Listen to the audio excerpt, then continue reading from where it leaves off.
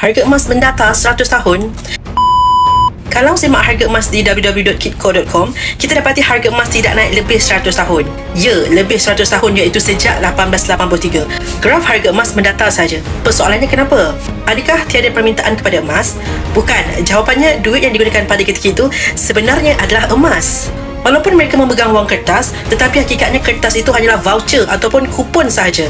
Maka harga emas memang tak ada naik turun sebab duit itu sendiri adalah emas. Masih ingat zaman sekolah dulu, pihak sekolah mengedarkan kupon untuk hari kantin atau hari keusahawanan. Murid-murid perlu membeli kupon untuk berbelanja pada hari usahawan itu. Kupon tu bukanlah duit, tetapi ia hanyalah alat untuk mewakili duit sahaja.